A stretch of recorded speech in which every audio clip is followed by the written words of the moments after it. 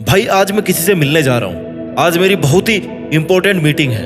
यार पता नहीं मेरे से मिलकर के उन्हें कैसा लगेगा, मैं उन्हें पसंद आऊंगा या नहीं आऊंगा, मेरी बात वो मानेंगे या नहीं मानेंगे, कैसी रहने वाली है हमारी ये मीटिंग पता नहीं। ये सब सवाल लेकर आप में से बहुत से लोग कंफ्यूजन में रहते हैं और इन्हीं का सॉल्यूशन मैं इस वीडियो में आपको बताने वाला हूँ, जिसमें 8-10 मिनट में आप किसी को भी कैसे अपना बना सकते हो, कैसे उनका दिल जीत सकते हो, कैसे उनको अपनी बात से कन्विंस कर सकते हो, अपने फेवर में ला सकते हो, ये आप सीखने वाले हो।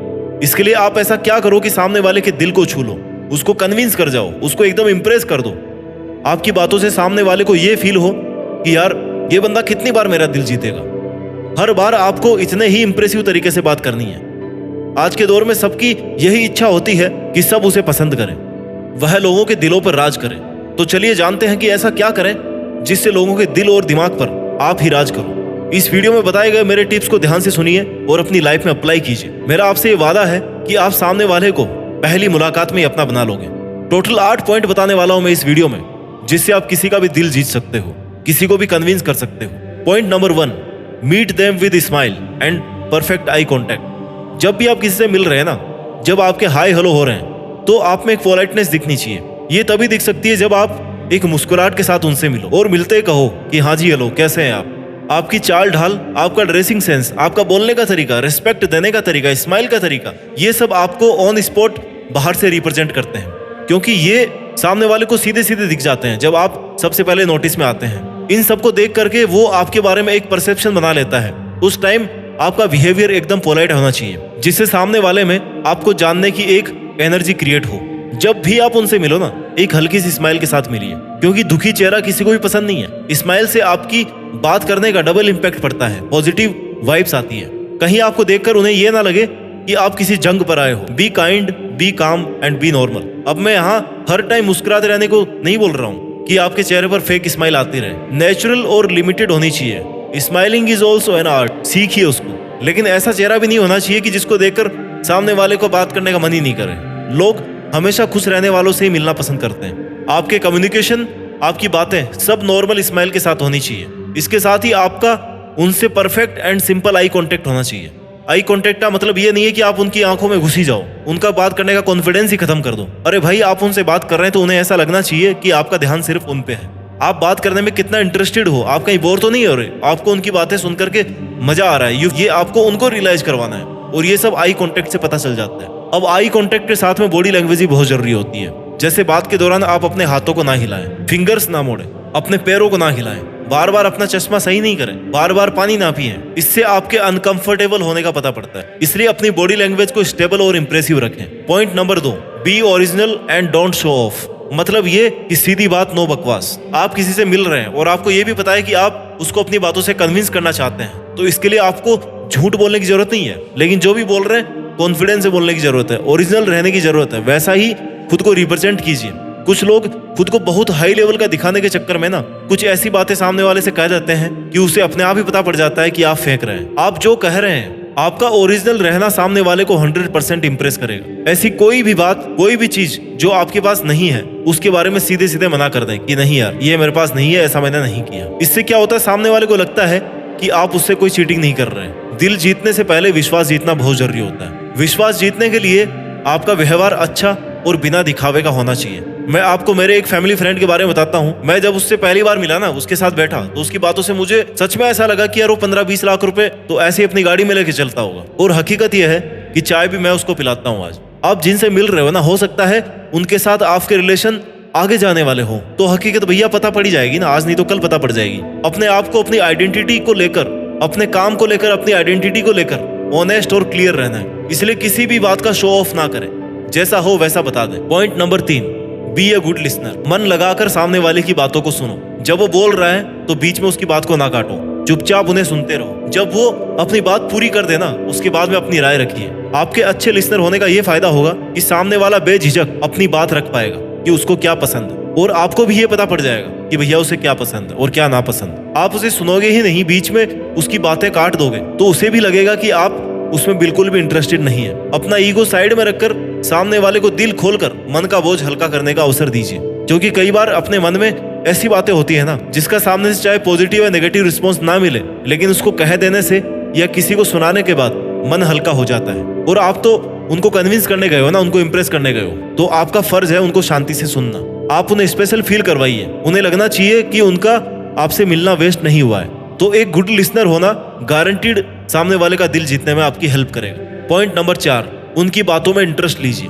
आप किसी को भी इंप्रेस करना चाहते हैं ना, तो शुरू के 2-3 मिनट तक उनको सुनिए अच्छे से।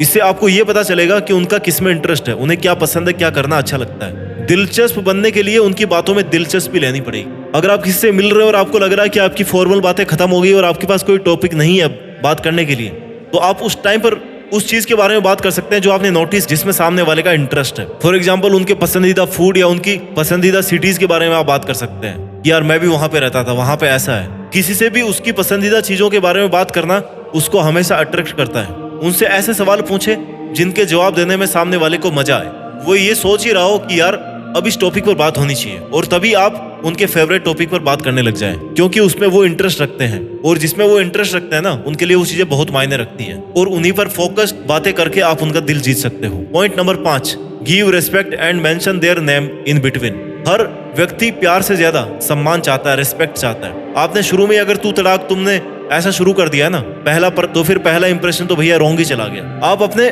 छोटे से मिल रहे हो या फिर बड़े से मिल रहे हो, आपको हमेशा रिस्पेक्ट से बात करनी है, क्योंकि ये आपकी पहली मुलाकात है। उसके बाद भले ही आप कैसे ही बात करो, डिपेंड्स अपॉन रिलेशन। आपका बिहेवियर और वॉइस जितने सॉफ्ट होंगे ना, उतना ही आपसे बात करने में उनको मजा आएगा। आप उन्हें इंप्रेस करना चाहते हैं तो आपको झुकना भी आना चाहिए भैया। आप रिस्पेक्ट से बात करें, सॉफ्ट वॉल्यूम में बात करें। अकड़ के बात करोगे ना तो नेगेटिव इंप्रेशन जाएगा। कन्वर्सेशन के बीच में उनसे कहें कि आपकी स्माइल बहुत अच्छी है, या कपड़ों को लेकर, लोकेशन को लेकर आपकी चॉइस बहुत अच्छी है। फॉर एग्जाम्पल, ये इतनी सुंदर जगह तो आज मैंने पहली बार देखी है। ऐसी बातें सुनकर उनका अपने आप में इंटरेस्ट बढ़ेगा। और जब आप बातें कर रहे हैं ना, बीच बीच में उनका नाम लेते रहे। किसी को भी रेस्पेक्ट से अपना नाम सुनना बहुत पसंद होता है। जैसे और बताइए प्रवीण जी, आपके घर में और कौन कौन है? प्रवीण जी, आपसे मिलकर के बहुत अच्छा लगा। जाते टाइम बोलिए कि ठीक है राकेश जी, फिर मिलते हैं कभी। आप उनको नाम से बोलेंगे ना, तो उनको खुद का नाम सुनकर के ग्रेट रिस्पेक्ट वाली फीलिंग आएगी। Point number 6, talk about hobbies and work background.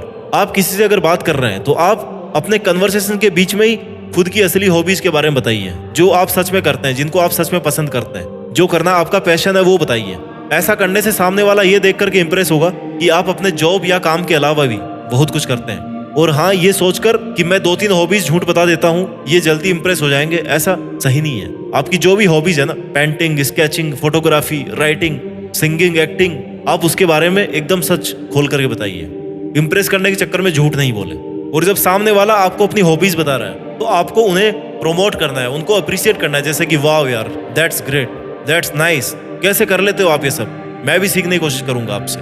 क्योंकि आप जैसे उन्हें ये सब कहेंगे ना, वो एक अलग ही लेवल पर आपकी तरफ अट्रैक्ट होंगे। उन्हें सच में ऐसा लगेगा कि आप वो पहले इंसान हैं जो उनकी हॉबीज की वैल्यू कर रहे हो। उन्हें यह फील होना चाहिए कि आज से पहले उनकी हॉबीज को इतनी वैल्यूज किसी ने भी नहीं दी थी। आपको तुरंत एक्साइटेड रिस्पॉन्स देना है, एकदम wow type. Point number 7, control their mood with positivity. आपको सामने वाले को कंट्रोल करना आना चाहिए साइकोलॉजिकली। कैसे?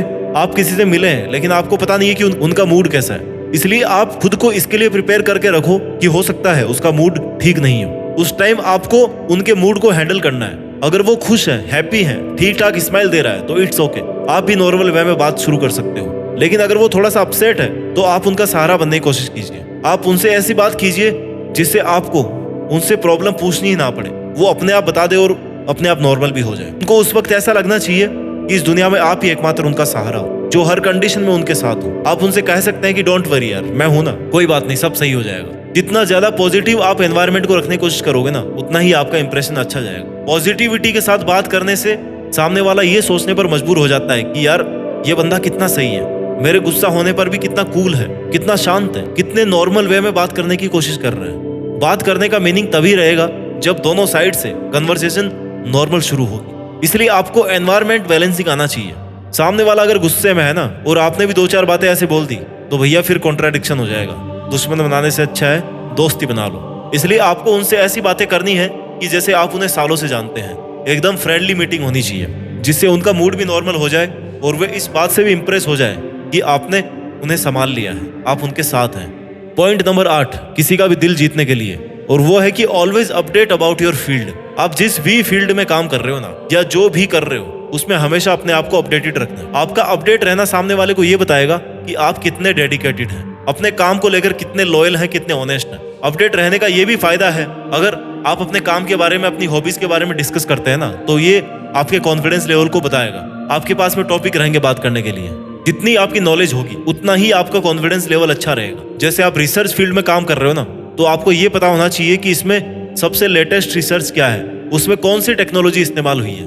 किसी को भी अपने नॉलेज से इंप्रेस करना बहुत आसान होता है। The great confidence and knowledge creates the great impression. इस वीडियो के लास्ट में 8 पॉइंट को मैं समराइज कर देता हूँ। पॉइंट नंबर 1, किसी से अगर मिलने जा रहे हो तो उनसे नेचुरल स्माइल के साथ मिलिए, आई कांटेक्ट बना के रखिए और अपने बॉडी मूव्स को स्टेबल रखिए। पॉइंट नंबर 2, कुछ भी शो ऑफ ना करें, जैसे हो जो जानते हो उतना ही बताओ। पॉइंट नंबर 3, गुड लिसनर बनकर उनकी बातों को सुनिए, सामने वाले को खुलकर बात करने का मौका दीजिए। पॉइंट नंबर 4, उनमें अपना इंटरेस्ट दिखाइए। पॉइंट नंबर 5, रेस्पेक्ट से बात कीजिए, बातों के दौरान बीच बीच में उनका नाम लेते रहो। पॉइंट नंबर 6, अपनी रियल हॉबीज के बारे में बात करें, उनकी हॉबीज को अप्रिशिएट करें। पॉइंट नंबर 7, उनका कैसा भी मूड हो उसको पॉजिटिव बनाकर अपने फेवर में करने की कोशिश करें। पॉइंट नंबर 8, अपने वर्क नॉलेज में हमेशा अपडेट रहिए।